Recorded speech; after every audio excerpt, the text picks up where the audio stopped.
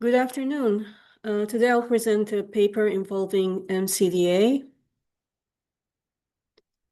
The title of the paper is MCDA from a Health Economics Perspective, Opportunities and Pitfalls of Extending Economic Evaluation to Incorporate Broader Outcomes.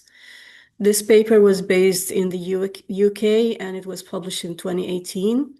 The author is affiliated with the Department of Tropical Medicine at London's University.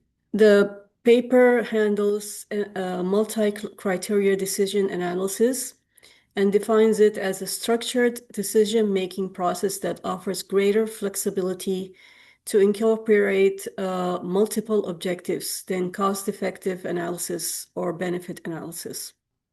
The paper concluded that cognitive biases may arise in eliciting trade-offs with the MCDA, but ideally we can go around it by incorporating both deliberative and technical processes.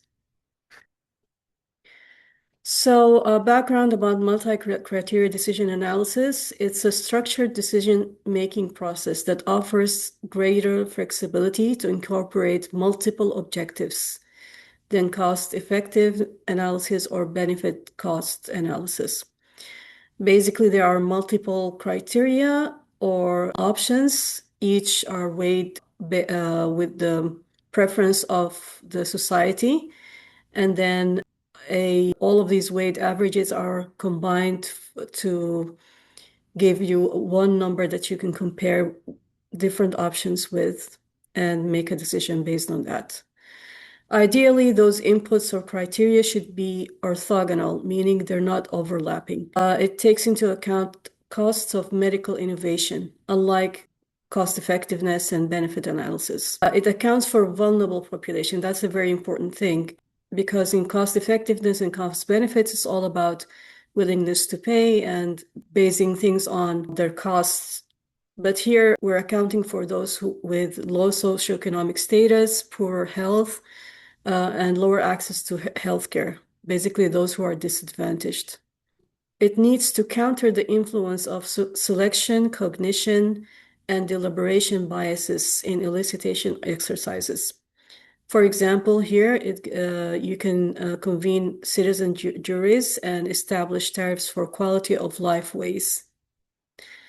And then it involves deliberate and technical processes by combining them in such a way that to minimize the weaknesses of both processes.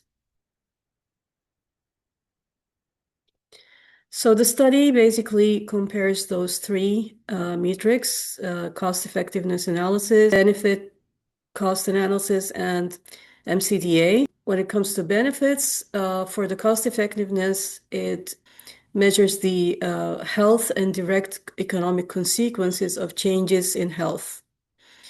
For the benefit cost analysis, all health and non-health benefits are basically tested for feasibility to be included in or prioritized. MCDA, it also includes all health and non-health benefits. Outcomes for the cost effectiveness is the ratio between net cost and net health gains, or QALYs. For the benefit cost, it's a ratio between monetized benefits and monetized costs. So when benefits outweigh costs, that means it is considered. Here, there are multiple outcomes representing desirable objectives. They can, in principle, be integrated into a single outcome by taking the weighted sum. The trade-offs. For cost effectiveness, it's about comparing it with the threshold. And if it is within the ability to willingness to pay threshold, then it is considered. For the benefit, it's also against the willingness to pay. And here it's explicit or implicit tariffs between different objectives. So we don't have a threshold here. It's just choosing the best choice. For the source, all of them are based on the public's input.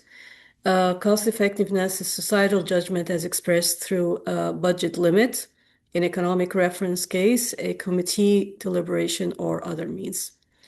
Benefit cost analysis, it's individual stated or revealed preferences, and in MCDA, it's value elicited from stakeholders or members of the public.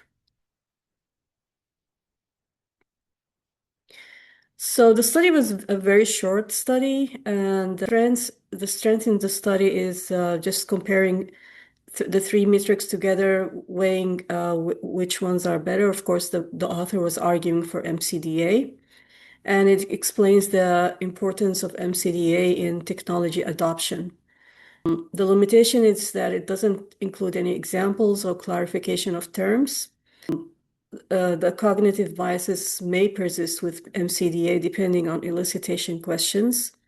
So MCDA doesn't exactly erase those biases. And the study did not mention the normalization or standardization processes that are now used in MCDA, which actually have contributed to a better outcome than relying on elucidation questions.